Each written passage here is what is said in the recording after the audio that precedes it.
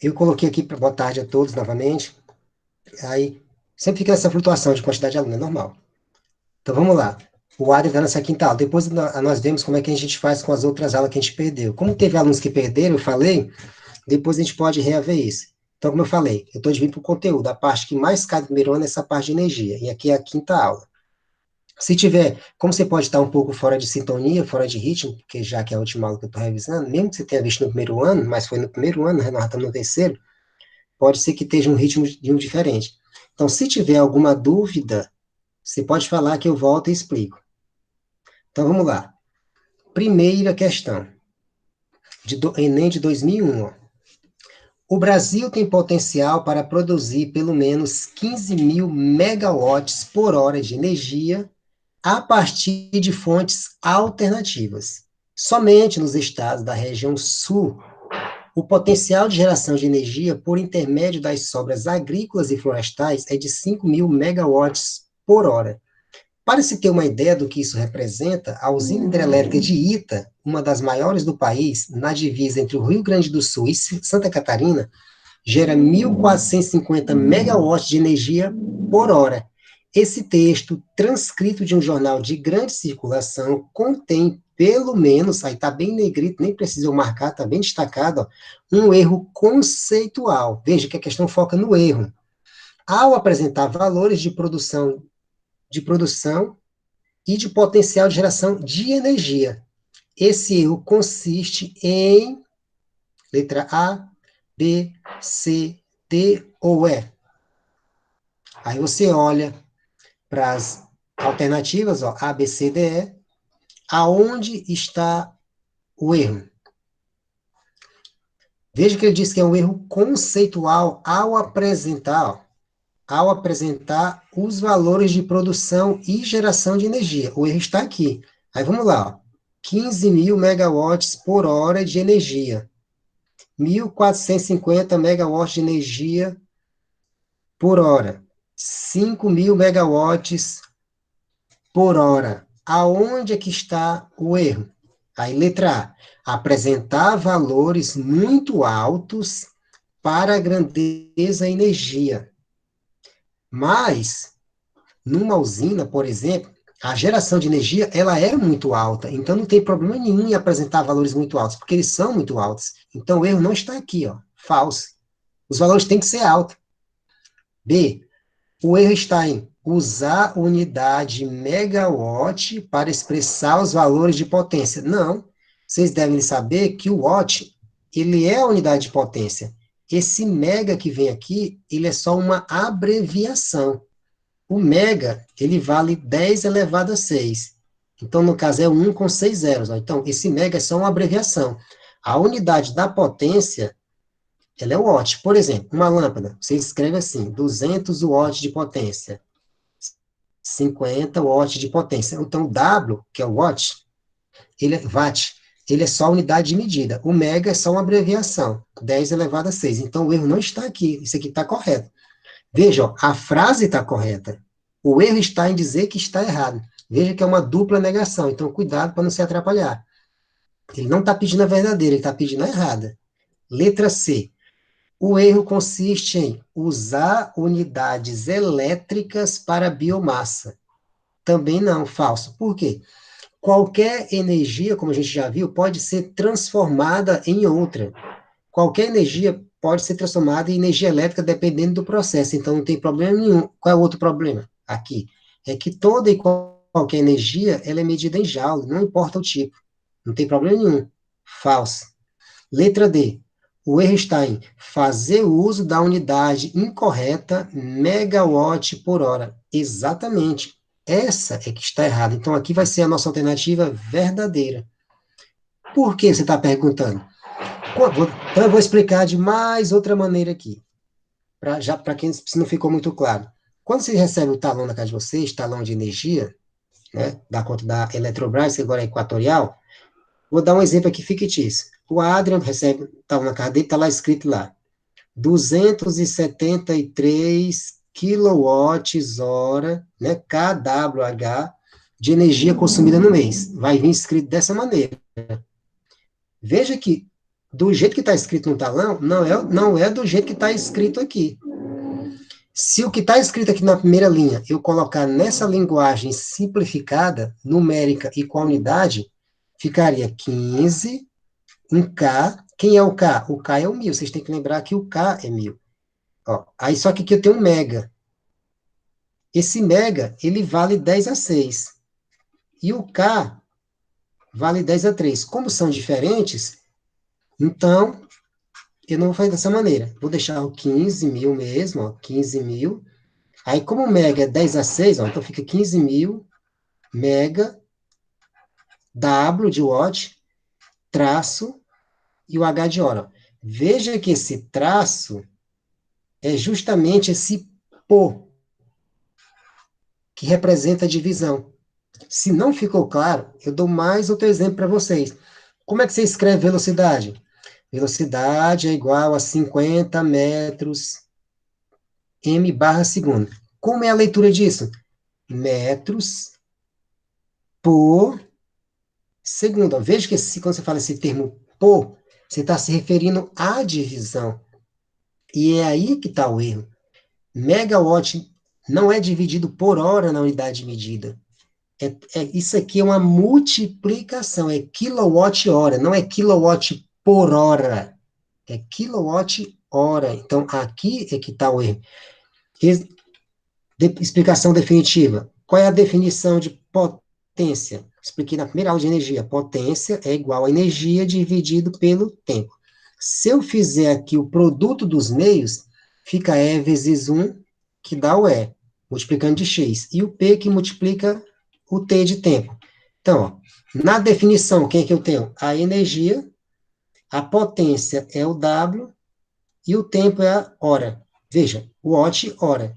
Qual é a diferença para a questão? É porque a questão está em megawatt, mas não muda nada. Veja que é tudo junto, ó. Multiplicação, megawatt, hora. Não tem esse por hora.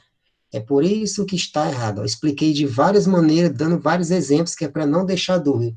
Que cai várias questões de unidade de medida, então tem que saber como fazer isso. Letra E, só para ficar como educativo. Vamos ver o que está errado na letra E, ou melhor dizendo, o que está certo, já que é uma dupla negação. O erro está em apresentar valores numéricos incompatíveis com as unidades. Não existe isso.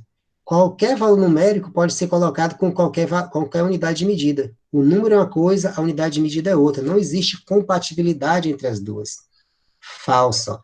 Então, a resposta certa é a letra D. Simples assim. Se não tem dúvida, aí eu vou para a próxima. Mas se tiver alguma dúvida, é só você me falar. Segunda questão. O diagrama mostra a utilização das diferentes fontes de energia no cenário mundial. Embora aproximadamente um terço, veja que eu vou marcando as partes mais importantes de toda a energia primária, ela seja orientada à produção de quê? Eletricidade. Mas apenas 10% desse total vão para a energia elétrica, ou seja, o objetivo é que seja um terço, mas na prática só vai 10%. Quer dizer que uma parte foi perdida. Então, não teve um aproveitamento máximo, ou 100%. Aí tem um diagrama explicando isso. Ó. A pouca eficiência do processo de produção de eletricidade deve-se, sobretudo, ao fato de as usinas, ó, então o foco são nesse detalhe, ó, a pouca eficiência, então não é ao rendimento, é a pouca eficiência, é o contrário. Mas se deve ao fato de as usinas, ó, então, se ele fala as usinas, então pode ser uma ou pode ser mais do que uma. É porque ele deixa em termos geral, as usinas. Aí veja, na letra A fala nucleares, na B fala termoelétricas, na C fala hidrelétricas, na D fala nucleares e termoelétricas, e na letra ou na letra E fala termoelétricas e hidrelétricas. Vamos lá, para o diagrama. O que é que diz no diagrama? Que tem uma fonte de energia primária, que é o que vai dar origem às outras formas de energia, que é a nossa matriz. Dessa energia, ó, aí está aqui, ó, energia para a produção de eletricidade, ó, vai até onde? Ó? Olha a setinha, vai até os 30%. Ó. que está marcando aqui o limite, se vocês observarem, 30%. Só que quanto é a energia útil? Está aqui, ó, 10%. Está tudo conforme o texto, ó. O que eu estou circulando agora? Ó? Calor perdido na produção. Então, veja que a porção de calor perdido é maior que a porção de energia útil, porque a energia útil só vai até 10%. O calor perdido ele está indo de 20 até 30. Então, a perda aqui está de 20%, maior do que a energia útil, que é só 10. Aí ele quer saber o porquê isso acontece. Lembrando das nossas aulas de termodinâmica, toda máquina térmica, né, tipo motor de um carro, termoelétricas, ou outras usinas que se baseiam na produção ou geração de energia, baseado no calor, tem uma grande perda de energia. Outro exemplo, por que que as lâmpadas fluorescentes são mais econômicas do que aquelas incandescentes mais antigas? Porque as incandescentes, como o nome já diz, incandescentes, elas aquecem muito. Então, elas perdem grande parte da energia elétrica na forma de energia térmica e não produz uma luz branca, por isso que é amarela, porque é a luz quente. Então, o desperdício nela é em torno de 90%, você só aproveita uns 10%. Então, você olha para as alternativas e já vê que não pode ser a letra C e não pode ser a letra E, porque elas falam hidrelétricas. E a hidrelétrica não trabalha com a produção de energia baseado na produção de calor, ou seja, através do calor. É através de uma queda d'água, faz aquele paredão, que aproveita a energia potencial gravitacional que se transforma em energia cinética. Então, ó, veja que a gente começa logo eliminando as erradas, ó. Veja que na letra E são duas usinas, termoelétricas e hidrelétricas. O erro não está por causa da termoelétrica, mas por causa da hidrelétrica. Se tem um pequeno erro, já invalida a letra toda. Sobrou a B e a D. Na A fala nuclear, na B fala termoelétrica, e na D fala nuclear e termoelétrica, as duas juntas. Qual é a resposta correta? Letra D. Só que veja que eu marquei só as usinas, eu não li a frase que tem em cada item. Mas nem precisa, porque as duas usinas, elas sempre são feitas à margem, por exemplo, de um rio, de um lago, à beira do mar. Por quê? Porque elas precisam da água para utilizar no condensador, que é para resfriar os gases quentes, como a gente já viu em vários outros exemplos. Como no caso da termoelétrica, que tem a caldeira, os grandes vapores que são produzidos no aquecimento da água, eles servem para movimentar a turbina que aciona o gerador, que é assim que se gera, posteriormente, a energia elétrica. Processo semelhante com a usina nuclear. Não é exatamente igual, um processo semelhante. Mas as duas precisam desse objetivo. Então, não pode ser a não pode ser a B, porque são as duas que perdem energia nessa proporção por causa da perda de calor. Mas vou apontar outros erros para você, ó, já que não ficou claro. Ó, por que a A e a B estão erradas? O que é que diz na B? São termoelétricas, utilizarem processo de aquecimento a baixas temperaturas. Ora, se é uma termoelétrica, os processos não são a baixas temperaturas, são a altas temperaturas. Falsas, porque eu estou aquecendo a água, quanto mais quente ela ficar, melhor. Letra A. São nucleares e utilizarem processos de aquecimento nos quais as temperaturas atingem milhões de graus Celsius, favorecendo perdas por fissão nuclear. Primeiro, a fissão nuclear é um processo totalmente diferente desse aquecimento aqui. A fissão nuclear, você quebra o núcleo atômico para liberar energia. Então, dei uma pesquisada sobre esse conteúdo aqui, ó, fissão nuclear. Tem a fissão e tem a fusão nuclear. A fissão é quando você quebra o núcleo atômico. A fusão é quando você funde dois núcleos em um só. Então, ao quebrar o núcleo atômico, você tem uma grande liberação de energia. Então, esse processo de aquecimento não tem relação nenhuma com a fissão nuclear em termos de perda de energia. São duas coisas distintas, ó, falso. Então, o erro na B é isso, por causa das baixas temperaturas, ó, que é mais claro do que o da letra A. Mais uma vez, letra D. Se não tiver dúvida, vamos para a próxima. Mais uma questão. 2003 agora. Foi 2001, 2002, agora 2003. No Brasil, o sistema de transporte depende do uso de combustíveis fósseis e de biomassa, cuja energia é convertida em movimento de veículos. Para esses combustíveis, a transformação de energia química em energia mecânica acontece, letra A, B, C, D ou E. Essa questão aqui é muito fácil, não tem como vocês errar a questão desse no Enem. Você tem um sistema de transporte. O que é o sistema de transporte? Você imagina qualquer veículo. O que é que ele faz? Ele utiliza combustíveis fósseis. O que é o combustível fóssil? Gasolina, né? Por exemplo, óleo diesel, cuja energia que é tirada desse combustível, ela se transforma em movimento dos veículos. Qual é a energia de movimento? A energia de movimento é a energia cinética.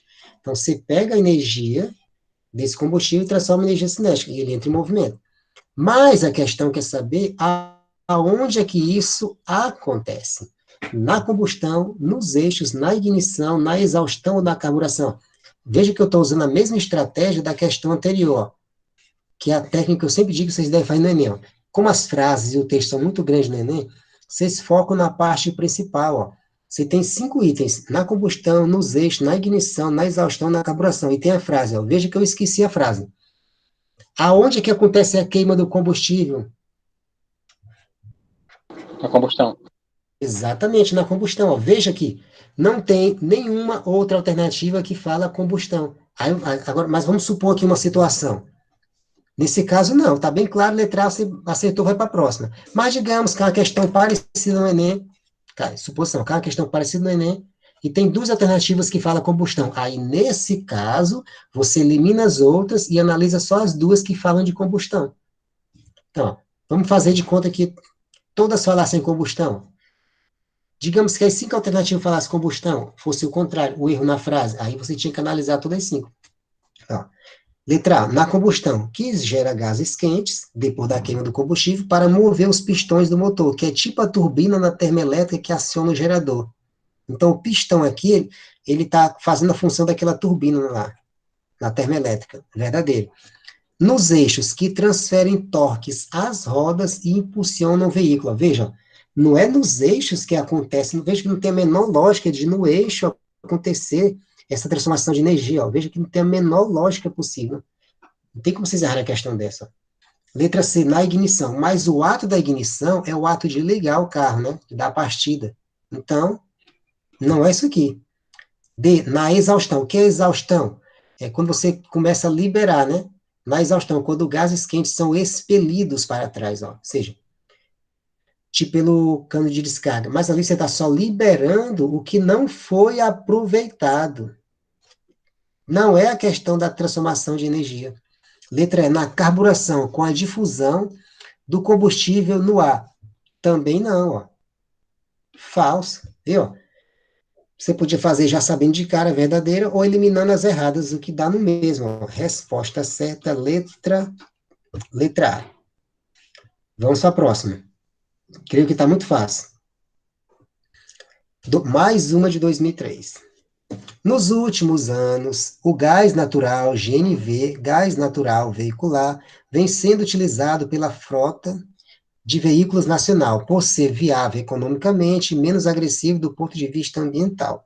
O quadro compara algumas características do gás natural e da gasolina, em condições ambiente. Ó, veja, está fazendo a comparação entre os dois.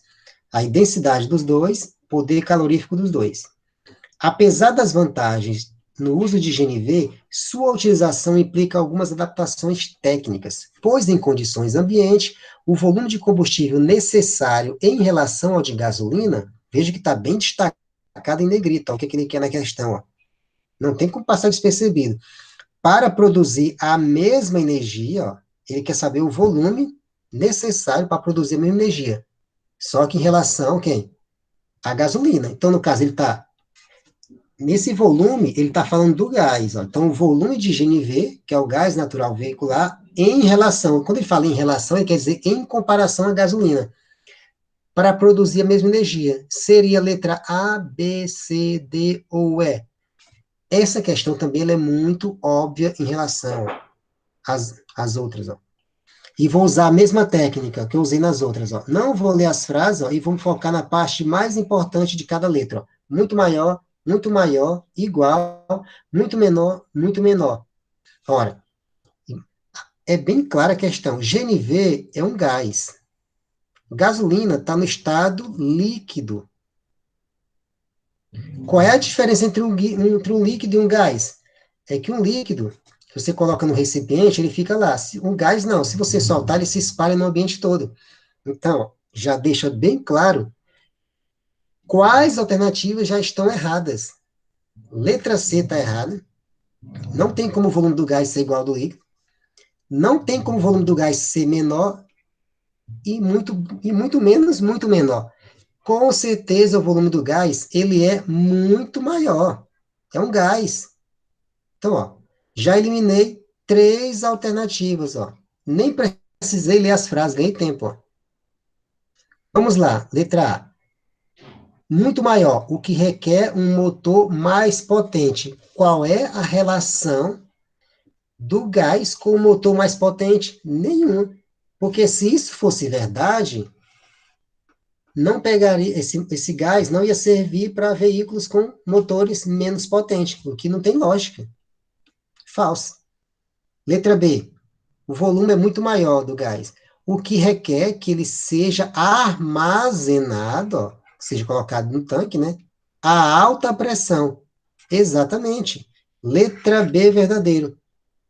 Prova, lembra da termodinâmica novamente? Comportamento térmico dos gases, lei de Boyle? Não que a gente esteja aplicando ela aqui diretamente, mas é só para ter uma noção, ó. P1V1 é igual a P2V2. Lembra da lei de Boyle, ó? O que que a gente tem pela lei de Boyle? Termodinâmica. Depois vocês podem pesquisar, novamente, para quem não está lembrado, que a pressão e o volume são inversamente proporcionais. No caso do gás, o volume aumenta. Estou colocando uma seta para cima. Se o volume aumenta, a pressão diminui. Se o volume, ao contrário, diminuir, então é porque a pressão aumenta. Então, para eu colocar esse gás todo de alto, está num grande volume, num espaço menor, ele tem que ser o quê? Comprimido. E comprimido tem que ser, ou seja, ser colocado a alta pressão. Letra B, tipo esse combustível que você tem na casa de vocês, né? Força de expressão. Esse botijão de gás. Esse gás não entrou nesse botijão por livre e espontânea vontade, né? Então, letra B. Alguma dúvida? Se não tiverem, vamos para a próxima. Eu acho que está muito fácil. Tá aí, mais um. Também de 2003. O setor de transporte, mais uma questão, tudo relacionado a combustíveis, ó. E, ó. O setor de transporte, que concentra uma grande parcela da demanda de energia no país, continuamente busca alternativas de combustíveis. Investigando alternativas ao óleo diesel, alguns especialistas apontam para o uso do óleo de girassol, menos poluente e de fonte renovável, ainda em fase experimental. Foi constatado que um trator pode rodar nas mesmas condições mais tempo, ó, com 1 litro de óleo de girassol do que com 1 litro de diesel. Então, aqui você já tem que fazer a interpretação. Ele diz que roda mais com óleo de girassol do que com diesel. Então, eu vou sintetizar isso aqui como se fosse uma equação. DG maior que D e um D. Esse D é de distância, esse G de girassol. Esse D de distância, esse D de diesel. Então, estou dizendo que a distância percorrida por um veículo, no caso o trator, usando esse óleo de girassol como combustível, é maior que a distância percorrida, lógico, 1 litro com 1 litro, para fazer a comparação, do que 1 litro de óleo diesel nesse mesmo trator. Estou sintetizando porque fica melhor de analisar a questão. Ó. Então vamos lá. Essa constatação significaria, portanto, que usando óleo de girassol, o consumo por quilômetro seria maior do que com óleo diesel. Essa síntese que a gente fez aqui mostra justamente o contrário da letra A. O consumo vai ser menor, seria mais eficiente. Ó. Falso. Letra B. As velocidades atingidas seriam maiores do que com o diesel. Veja que a questão não fala nada de velocidade. Ela só fala que vai rodar mais tempo. Não diz que era mais rápido. Então tem que ter cuidado, ó. Falso. C. O combustível do tanque acabaria, ó, o combustível do tanque acabaria em menos tempo do que com óleo diesel. Se vai rodar mais, como é que vai acabar antes? Não tem lógica. Falso.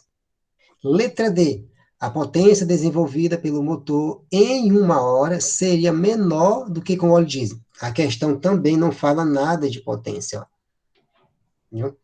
Falsa. Fala que vai rodar mais. Letra E.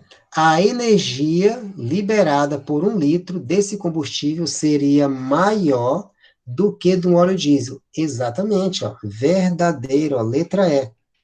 Mais alguém agora pode perguntar. Professor, você falou que não falar de velocidade, não falar de potência, mas a questão também não fala de energia. Fala sim. Só que ela não fala de maneira explícita. Você tem que interpretar. Ó, qual é um veículo que roda mais tempo? Vou dar um exemplo aqui, ó. Você tem dois veículos iguais, só, digamos, dois Celta. Só que eu estou chamando Celta A e um Celta B, A e B, para diferenciar. Mas são o mesmo carro. Aí o que acontece? Se são dois veículos iguais, eu chamei um de A e de B, então os tanques de combustíveis também são iguais. Vamos dizer que você colocou 30 litros no primeiro e colocou 15 litros no segundo. Qual é o que vai rodar mais? Obviamente, o primeiro. Por quê? O primeiro ele vai fazer, digamos, suposição, 30 quilômetros. O segundo, pela lógica, 150 quilômetros. Metade da distância, porque tem metade de combustível. Aí você vai dizer, não, mas você vai dizer agora, mas na questão era a mesma quantidade de litros na comparação. Só que na questão são combustíveis diferentes, óleo de girassol, óleo diesel. Aqui eu estou supondo que é o mesmo combustível. Se for o mesmo combustível, digamos, gasolina no A e gasolina no B, quem tem mais gasolina tem mais energia. Então, a questão aqui é que a energia ela é tirada do combustível, que a gente já fez até outras questões anteriores. Então, mesmo que ele não fale explicitamente em energia, mas o combustível, ele é a fonte de energia. Resposta certa, letra E, ó, mais uma vez para vocês. Simples assim, e vamos em frente, que atrás vem gente. Mais uma. Também de 2003, ó, bateu o recorde esse ano. A eficiência do fogão de cozinha pode ser analisada em relação ao tipo de energia, ó, que ele utiliza. O gráfico abaixo mostra a eficiência de diferentes tipos de fogão. Está aqui o gráfico. Fogão a lenha, fogão a carvão, fogão a querosene, fogão a gás, fogões elétricos. Aí aqui está o percentual, que é a eficiência de cada um, que está mostrado em colunas. Pode-se verificar que a eficiência dos fogões aumenta, ó. Ele quer saber, a eficiência aumenta. Letra A, à medida que diminui o custo dos combustíveis. Se der uma olhada no gráfico, ou mesmo no texto que a gente leu, mesmo sendo curto, não fala nada de preço de combustível. Então, pode até ser verdade, mas a questão não cita nada sobre isso. Então, não posso afirmar sobre o que eu não tenho informações, ó. Falso. Letra B. A eficiência aumenta à medida que passam a empregar combustíveis renováveis. O que são combustíveis renováveis? Energia elétrica, né, o gás natural. Só que, ó, realmente são os rendimentos maiores, aí foi aumentando de um para outro. Só que, se a gente for observar, do fogão a lenha, para o fogão a carvão, para o fogão a querosene, já estava aumentando antes. Não foi só a partir dos combustíveis renováveis. Estava aumentando pouco, estava, mas estava aumentando. Como não especifica valores, só especifica o fato de estar aumentando, então o que fala na letra B é falso. Letra C. A eficiência aumenta cerca de 2 vezes, aí vem a interpretação. Quando tem esse trecho de cerca de, é a mesma coisa de falar aproximadamente 2 vezes. Interpretando é assim. Então, no caso, é um valor aproximado. Cerca de 2 vezes quando se substitui fogão a lenha por fogão a gás. Será? Aonde está o fogão a lenha? É o primeiro aqui do gráfico. Aonde é que está o fogão a gás? É o quarto do gráfico. Como ele diz que é cerca de, é uma aproximação, então vamos aproximar. O fogão a lenha está aproximadamente quantos por cento? Ó? Se eu fizer uma linha imaginária aqui, dá aproximadamente 30%. No fogão a gás, se eu fizer uma linha imaginária, ó, dá para ver que é aproximadamente 60. Não está exato, mas é aproximado. E ele pede aproximado. E realmente 60 é o dobro de 30. Verdadeiro. Mas vamos ler as outras por precaução, né? Vai que aparece um imprevisto. O que diz na letra D? A eficiência dos fogões aumenta, letra D, cerca de 2 vezes quando se substitui fogão a gás por fogão elétrico. Veja que o fogão a gás deu aproximadamente 60%. O fogão elétrico, ele dá só um pouquinho maior que 60%, digamos, uns 62%. Mesmo que eu não tivesse arredondado o fogão a gás para 60%, mesmo que eu tivesse colocado 58%, 62 não dá o dobro de 58. Falso. Letra E. A eficiência dos fogões aumenta quando são utilizados combustíveis sólidos. Veja que é o contrário. Ó. Os sólidos são fogão a lenha e carvão, e são os que têm eficiência mais baixa. Na verdade, a eficiência começa a mudar quando eu uso querosene, que não é combustível sólido, fogão a gás, também não é sólido, e elétrico, que também não é combustível sólido. Ó. Letra E, falso. Se analisar direitinho o gráfico, ó, não tem como errar uma questão dessa. Ó. E vamos para a próxima. Se não tiverem dúvida, vamos seguir em frente. Mas se tiver, é só falar. Mais uma. Já são comercializados no Brasil veículos com motores que podem funcionar com o chamado combustível flexível, ou seja, motor flex, né? Ou seja, com gasolina e com álcool, em qualquer proporção. Uma orientação prática para o abastecimento mais econômico é que o motorista multiplique o preço do litro da gasolina por 0,7 e compare o resultado com o preço do litro de álcool. Veja, qual é a orientação? É que o motorista multiplique o preço do litro de quem? Da gasolina por 0,7 e compare o resultado com o preço do litro de álcool. Se for maior, ele deve optar pelo álcool. A razão, ou seja, o motivo dessa orientação deve ser o fato de que, em média, se com certo volume de álcool, o veículo roda 10 quilômetros, então vamos anotar, 1 litro de álcool, o veículo percorre aproximadamente 10 quilômetros. Eis a questão, com igual volume de gasolina, ele rodaria cerca de, ou seja, de novo, ó, cerca de aproximadamente quanto? Se com 1 litro de álcool faz 10 quilômetros, com 1 litro de gasolina faz quantos quilômetros? Eis a questão, ó. Botei a interrogaçãozinha. A gente pode fazer essa questão de novo de duas maneiras. Chega no Enem, é questão bem simples, mas você não sabe fazer, ou é a última questão da prova, você só tem 5 minutos para entregar o gabarito, suposição. Não dá para raciocinar muito. Aí você vai na lógica, ó. Se 1 litro de álcool faz 10 quilômetros, e eu acho que já é de conhecimento geral, a gasolina, ela rende muito mais, ou seja, ela fornece mais energia do que o álcool. Então, logicamente, aqui, se eu chamar essa distância de D, essa distância, ela é maior que 10. Isso é uma coisa óbvia. Então, 7 e 10 estão errados. Não tem como ser 7 menor e não tem como ser 10 igual. A gasolina rende mais. Também não pode ser 20. Por que que não pode ser 20? Porque veja que ele fala que uma orientação prática para o abastecimento mais econômico é que o motorista multiplique o preço da gasolina para comparar com o do álcool. Olha, se existe a possibilidade de fazer uma comparação entre álcool e gasolina, é porque a gasolina rende mais, mas também não é uma coisa muito diferente, exagerada, a ponto que não dê para fazer uma comparação. Porque dependendo do preço, já que o álcool é mais barato, mesmo rendendo mais, mas pode ter uma compensação, a questão de preço. Ele rende menos o álcool, mas ele é mais barato. Então, dependendo do valor, pode ser que valha a pena. Então, não tem como ser 20, porque se fosse 20, seria o dobro.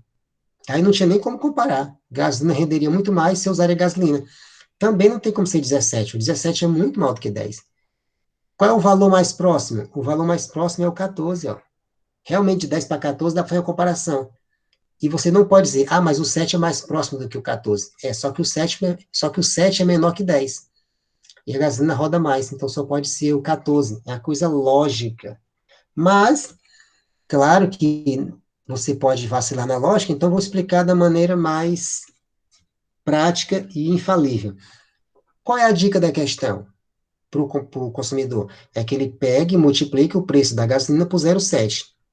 Só que eu não sei a quilometragem da gasolina na questão. Ele dá a quilometragem do álcool, que é 10 quilômetros.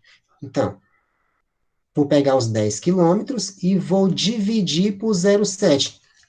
Não, tentem captar a lógica. Ele mandou eu pegar o valor da gasolina e multiplicar por 0,7, da gasolina. Só que eu não sei os valores da gasolina. Quanto roda com 1 litro. Mas eu sei do álcool.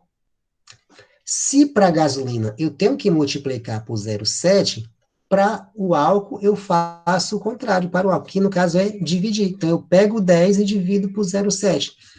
Para a conta ficar mais simples, eu vou multiplicar o 2 por 10. 10 vezes 10, 100.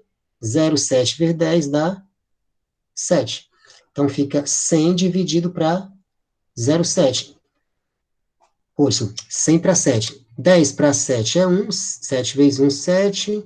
Sobram 3. Baixa o 0, fica 30. 30 para 7, 4. 4 vezes 7, 28.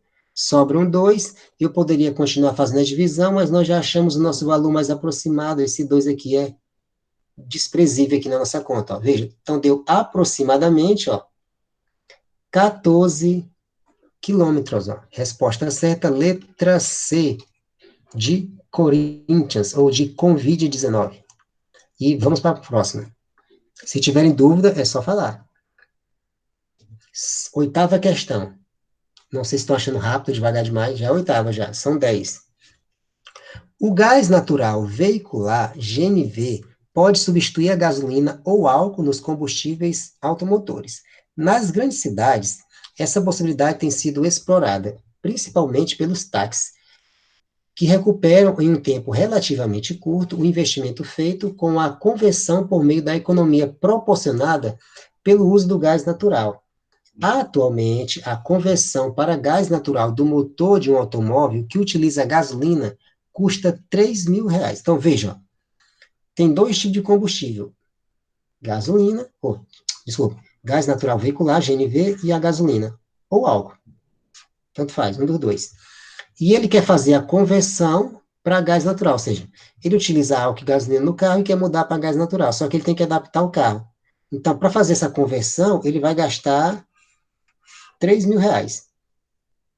Será que compensa? Vamos lá. 1 litro de gasolina permite que ele rode 10 quilômetros e custa R$ 2,20. Enquanto 1 metro cúbico desse gás natural GNV permite que ele percorra cerca de 2 quilômetros e custa R$ 1,10. Desse modo, um taxista que percorra 6.000 quilômetros por mês recupera, ou seja, o investimento, que ele está fazendo um investimento de R$ 3.000. Mas como rende mais o gás natural, com o tempo ele vai recuperar esse dinheiro. Então, se ele roda 6.000 quilômetros por mês, quanto tempo ele recupera o investimento? O tempo aproximado. Desse modo, um taxista que percorre 6.000 quilômetros por mês recupera o investimento da conversão em aproximadamente, ou seja, não é exato, 2, 4, 6, 8 ou 10 meses. Ora, é só a gente fazer a comparação. Vou fazer essa questão sem muito raciocínio. Vai ser mais continhas, mas não tem muito raciocínio para não ficar muito complexo. Mas eu vou deixar como atividade para vocês fazerem essa questão de uma maneira mais rápida. Só tem que ter um raciocínio maior. Porque a questão de... Geralmente a gente confunde. A gente acha que a questão que a gente faz mais, com menos conta é a mais fácil. Mas não, às vezes, para você fazer mais curta, tem que ter mais raciocínio. Às vezes a questão é bem grande, mas é um bocado de continha besta. Então, vou fazer da maneira mais simples. Mas vou deixar para vocês, como atividade, fazerem por um caminho mais curto. Se vocês tentarem, né, como atividade, vocês me falem que eu, na próxima aula, confirmo com vocês se está certo. Ou talvez vocês consigam ter certeza que está certo. Vamos lá. Como eu tenho dois combustíveis, que é a gasolina e o gás, e ele quer mudar da gasolina para o gás, então eu vou fazer a comparação. Vamos lá, gasolina. Tá aqui, gasolina. 1 litro de gasolina roda 10 quilômetros. Estou anotando. E custa reais 2,20. Então, a nossa conta vai ser assim, ó.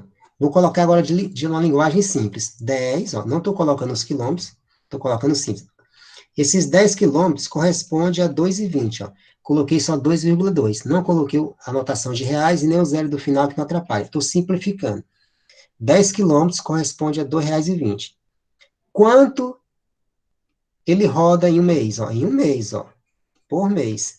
6.000 quilômetros. Ora, se 10 quilômetros custa 2,20, eu preciso descobrir quanto é que vai custar esses 6.000 quilômetros no mês. Então, eu vou chamar de X reais. Faço o produto dos mês, 10 vezes X, 10x, 6.000 vezes 0,2. Veja que o 2,2 tem uma vírgula, então eu posso cortar com esse zero. Ó. Eliminei a vírgula. E aqui ficou 22. Então, fica 600 vezes 22. Deixo só o zero no final, que se repete. 6 vezes 2 é 12, leva 1. 6 vezes 2, 12, com 1, 13. Posso cortar mais um zero do 10 com mais um zero do lado direito. Esse 1 ficou sozinho, elimina. Então, x dá igual a 1.320. Que, colocando em reais, eu tenho 1.320 reais. Ó. Simples assim. Isso para gasolina. Agora a gente faz a mesma coisa para o GNV, ó, que é o gás natural veicular. Veja que ele não diz em litros, porque não tem lógica falar gás em líquido, que o volume é bem maior, a gente fala em metros cúbicos.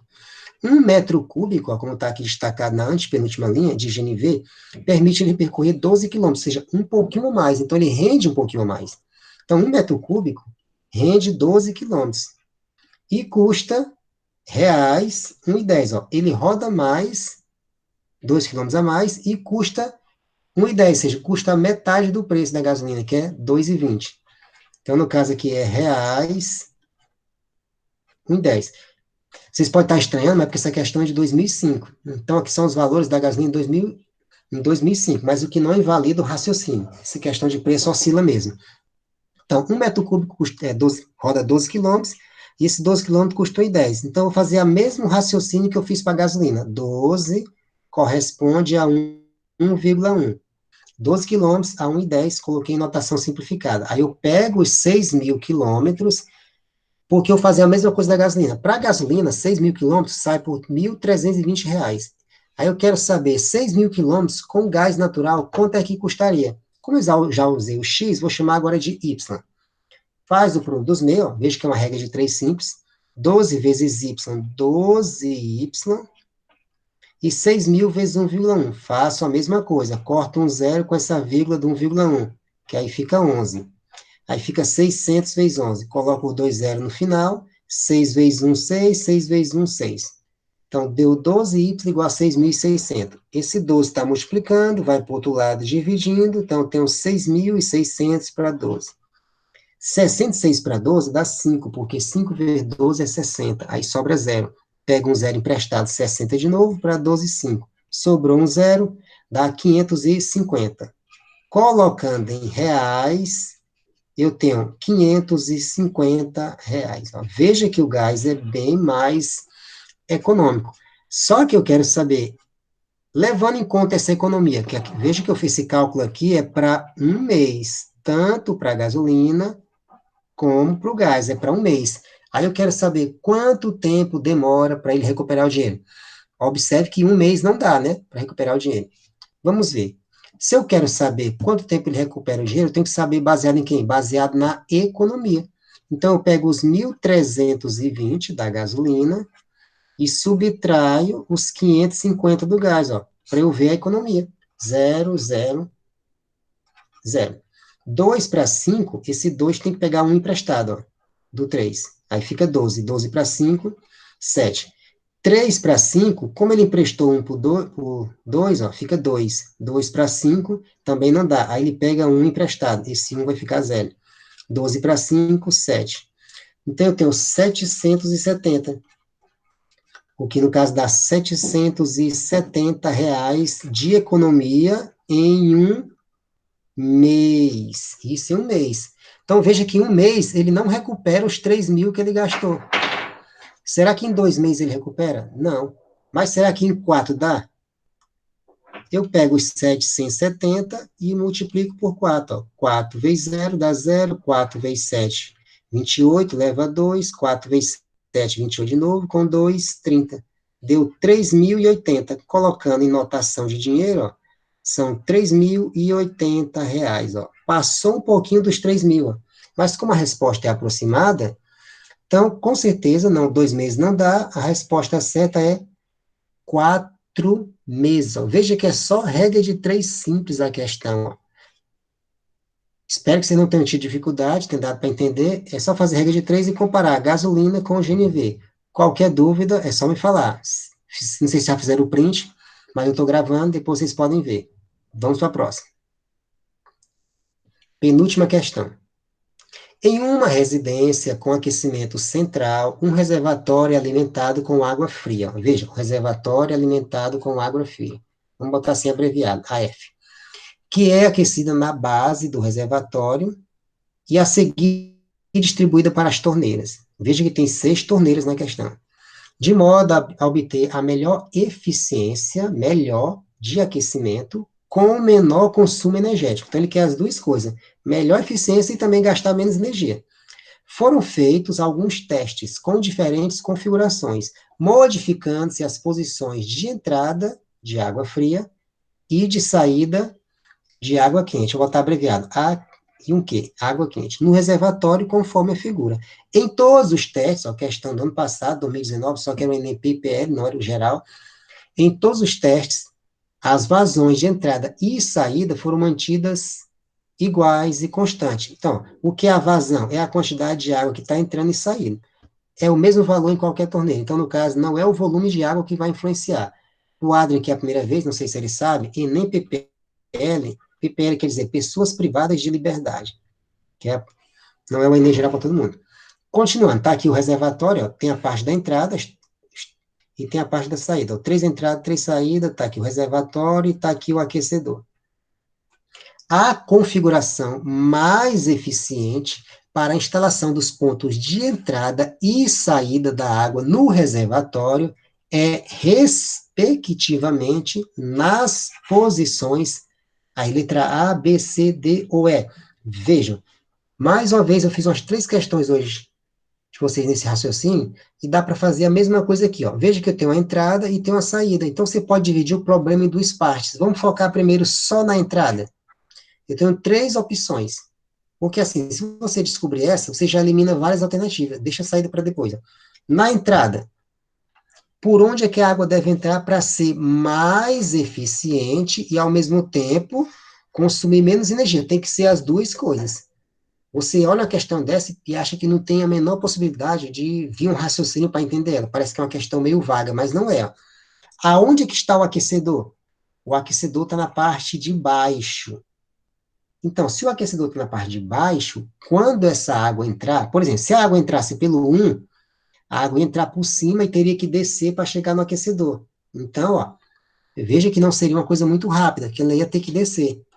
Pelo 2 também, seria um pouquinho mais rápido do que 1, mas não totalmente rápido. Agora, se a água entrar, ó, veja pela terceira opção, já na terceira torneira aqui, ó, ela já vai direto, ó, a água já vai direto no aquecedor. Então, isso torna o processo o quê? Mais rápido, no caso, mais eficiente e gasta menos energia.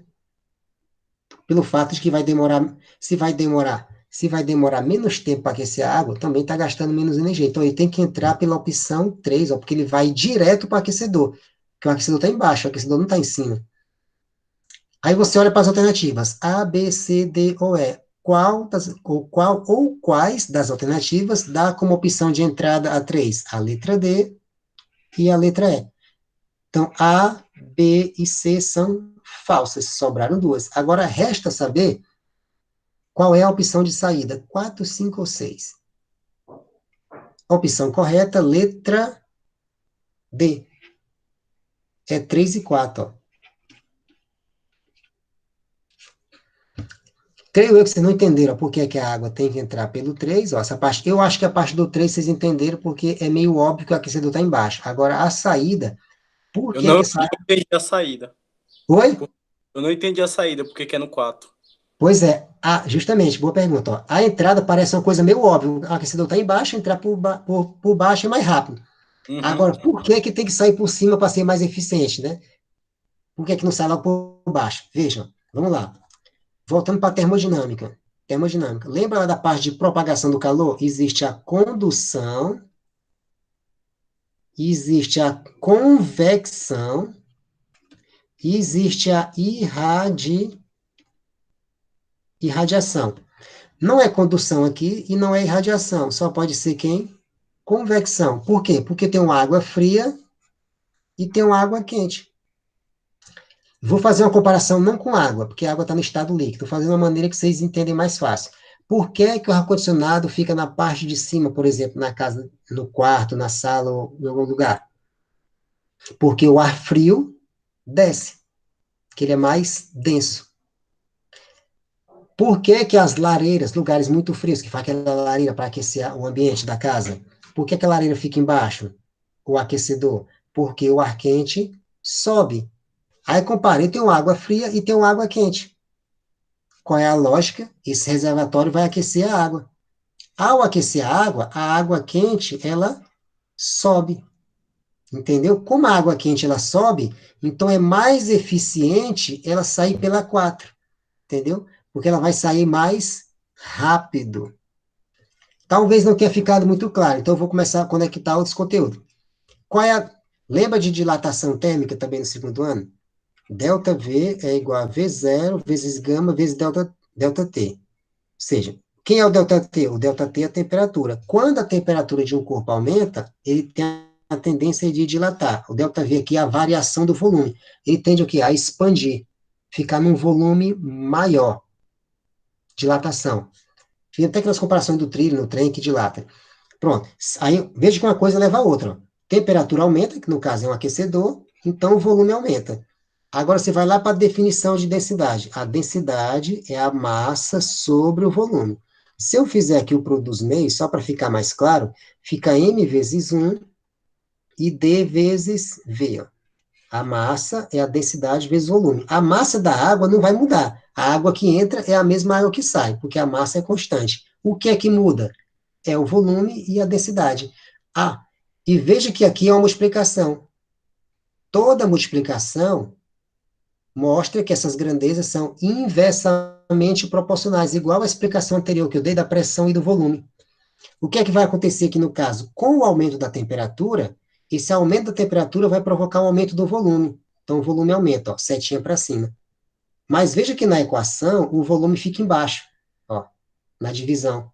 Então, se o volume aumentar, a densidade diminui. Então, os mais densos sobem e os mais densos descem. Por isso que tem que ser pela 4, não é 5 e não é 6. O 5 já dava para saber, oh, desculpa, o 6 já dava para saber que não era, ó, porque veja que na letra D e na letra E não tem a opção da sexta saída, ó.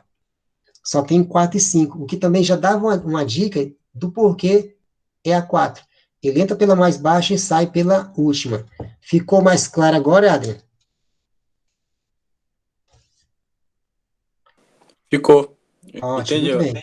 Veja, ó, esse aqui é o tipo de questão que eu gosto de falar, assim, ó, é aquela questão que não tem cálculo, mas você pode fazer um raciocínio matemático. Eu peguei as equações aqui, não foi para fazer as contas, foi só para fazer o raciocínio matemático. Você faz só a análise.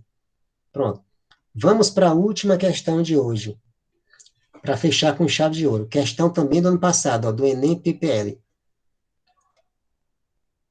Também essa questão você pode fazer de várias maneiras, certo? Não é obrigado a fazer numa ordem como eu fiz, ó.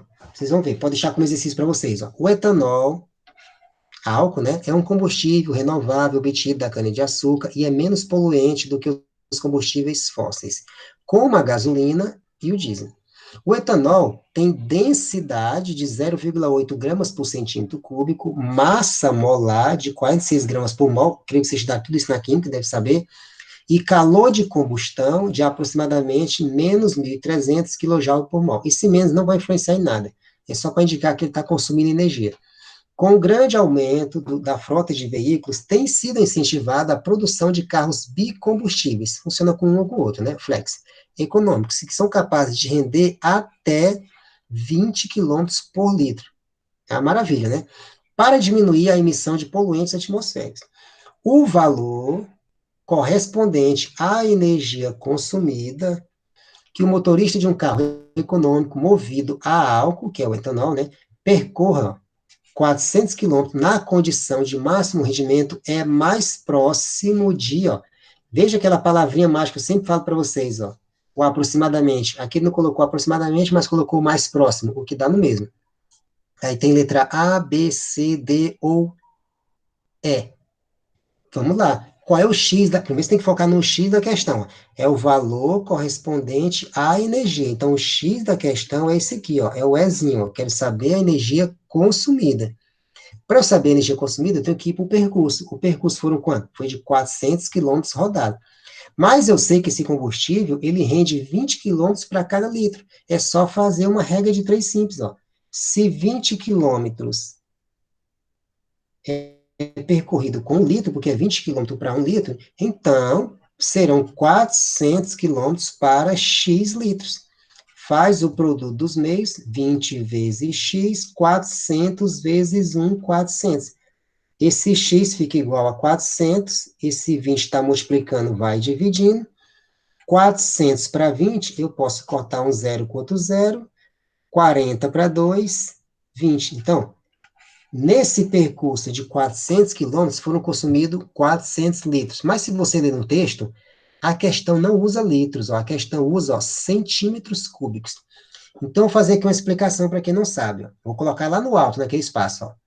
1 litro, ele equivale a 1.000 centímetros cúbicos. Quem tem dificuldade em fazer essas coisas, é só você me dizer que eu posso marcar uma aula com vocês só de unidade de medidas e transformações, porque vocês vão precisar disso. Ó. Se vocês não souberem, vocês erram muita coisa. Ó. 1 litro equivale a 1.000 centímetros cúbicos. Então, 2 litros equivale a 2.000 centímetros cúbicos, e assim sucessivamente, 3 litros a 3.000.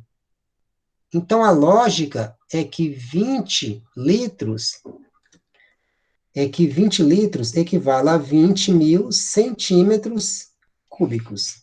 Só fazer a recorrência. Pronto. Cheguei no volume. Veja que o X é o volume. Ó. A questão da densidade, ó.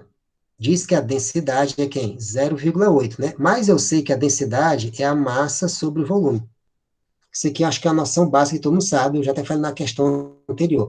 A densidade é 0,8, então você coloca no lugar 0,8. Quanto é a massa? Eu não sei, repete. Quanto é o volume? Está aqui embaixo, ó. 20.000. Aí faz o produto dos meios, m vezes 1, dá ele mesmo, 0,8 multiplica 20.000. Aí eu posso cortar esse zero com esse zero, ó. Cortei um zero de cada, porque aí o 8 fica inteiro. 8 vezes 2 é quanto? 16. Sobraram 3 zeros, ó. Então eu tenho 16.000 gramas. Tá correto, porque a questão trabalha só com gramas, ó, não trabalha com quilos, ó. Pronto, já achei a massa. De posse da massa, agora eu vou para a massa molar. O que é que ele diz da massa molar? São 46 gramas por mol. Você pode fazer uma regra de 3, ó. 46 gramas para um mol. Como eu tenho 16.000 gramas, então vou dar Y mol. Vou botar o Y porque eu já usei o X. Faz o produto dos meios, ó, 46 vezes Y, 46Y. 16.000 vezes 1, 16.000. Como o 46 está multiplicando, vai para o outro lado dividindo. Ó, 16.000 dividido por 46. Dica que eu dou sempre para vocês. Ó, como a questão pede o valor mais próximo, veja que dividir 16.000 por 46 vai dar um trabalho danado no dia do Enem. Vocês não vão ter tempo. Ó. Não é difícil fazer a divisão, é fácil. Mas no Enem dá muito trabalho fazer essas continhas quebradas. Como ele quer uma resposta aproximada, ó, aí basta você ser estrategista. Qual é? Eu repito 16.000 e esse 46, ó, eu vou aproximar para 50. Ah, porque facilita a minha vida. Ó. Eu corto um zero com outro zero, ó. 16 para 5 dá 3, 3 vezes 5 é 15, aí sobra 1. Aí eu pego um zero emprestado, fica 10, 10 para 5, 2. Sobrou um zero, ó. Então a resposta são 320 mol. Veja como fica bem mais simples. Só que você tem que ter em mente que você aproximou um valor. Não pode tirar isso de mente, porque depois você vai achar que fez a questão errada. Só tem que lembrar desse detalhe. Não vai dar exatamente perfeito por causa da aproximação, mas vai dar certo. Foi feito para dar certo. Sempre dá. Pronto. Achei o número de mols. O que é que ele fala na questão? Que fala que são consumidos 1.300 quilojoules. Lembra que joule é energia por mol. Aí você faz mais uma regra de 3 simples, ó. São 1.300 quilojoules para 1 mol. Mas na questão, eu tenho 320 mol. Como eu quero a energia, ó, então esse valorzinho que está faltando é justamente quem? A energia. Mas veja que essa energia, ela está em quilojoules, porque é a unidade de cima. Faz o produto dos meios, ó, E vezes 1, dá o próprio E. Aí fica 1.300 multiplicado por 320. Como está cheio de zero, basta multiplicar o 13, vou fazer aqui do lado, ó, do lado esquerdo, não, vou fazer aqui embaixo, que tem mais espaço, depois eu apago. 32 multiplica por 13. 3 vezes 2, 6. 3 vezes 3, 9. 1 vezes 2, 2. 1 vezes 3, 3. 6, 11, leva 1, 4. Deu 416. Sobraram 3 zeros, ó.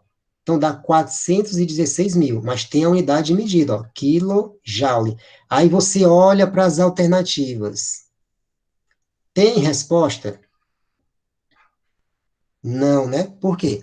Porque as duas primeiras alternativas falam que megajoule, esse M é de mega, que eu já expliquei quem é o mega lá no início das questões. É o mega, ele equivale a 10 elevado a 6. Tem que lembrar da informática também, ó, das abreviações, que é 1 milhão. O K é de quilo, que é 10 elevado a 3. São 3 zeros. Então, ó, a letra A e a letra B fala megajoule. A letra C, a D e a E tá quilojoule. O quilojoule está de acordo com a minha resposta. Só que a minha resposta tem 416 mil. Aí você vai dizer, ah, mas tem aproximação. Mas veja que esses 3 zeros do final não tem nada a ver com a aproximação. Tem nada a ver. Porque aqui o valor está bem diferente. 416 mil é muito diferente das alternativas. Então não tem nada a ver com a aproximação. O que dá para dizer é que a letra C, a letra D e a letra E são falsas. O que é que você tem que fazer? Passar o quilojoule para megajoule. Eu coloquei lá no alto, ó, o mega é 10 elevado a 6. O quilo é 10 elevado a 3. Ó. Então, veja, ó, se o quilo é 10 a 3 e eu colocar mais um 3 na potência, essa potência vira 6. O que viraria o quê? 10 elevado a 6. Mas esse 10 a 3 não é o mega, então basta eu pegar esses 3 zeros aqui e incorporar ao quilo. Aí fica 416, jogando os 3 zeros por K, aí o K vira um mega, que é 10 a 6. Então fica, ó, 416 megajoule. Resposta correta, letra B, ó, que é a mais próxima. A letra A está errada. Veja que 416 não deu exatamente igual a 452. Por que não deu exatamente igual? Porque eu fiz uma pequena aproximação. Agora eu vou explicar. Eu tinha 16 mil dividido por 46. O 46 ele fica embaixo na fração. E eu aumentei o 46 para 50. Quer dizer que ele reduziu o resultado. O 320 era para ficar um pouquinho maior. Digamos, só suposição, digamos um 330. Se ele ficasse 330, só for de explicação, quando eu multiplicasse pelo 1.300, o 416 também ia ficar maior. Consequentemente, ficaria mais próximo de quem? 452. Ó. Mas veja que não tem necessidade de você ficar doido fazendo as contas com os valores exatos que tem na questão. Porque na própria questão ele fala ó, que o calor de combustão, ó, que é 1.300, também é um valor ó, aproximado. Ó. Então você tem que ser estrategista no dia do Enem. Ó. Jogo rápido, ó, ganhar tempo. Ó. Veja que essa questão toda foi só regra de 3, ó, toda. Até na densidade, que eu usei a definição, só porque todo mundo já sabe isso aqui, eu creio que todo mundo sabe de cabeça, eu usei a definição. Mas se quisesse fazer em forma de regra de 3, também podia fazer numa regra de 3 simples. Então, o que eu fiz na questão, ó, veja que está dividido em 4 partes, são 4 regras de 3 simples, e transformar as unidades para não se atrapalhar, e trabalhar bem com as potências. Alguma dúvida? Deu para entender? Foi muito complicado? Deu pra entender. Foi bom. Ótimo, muito bem.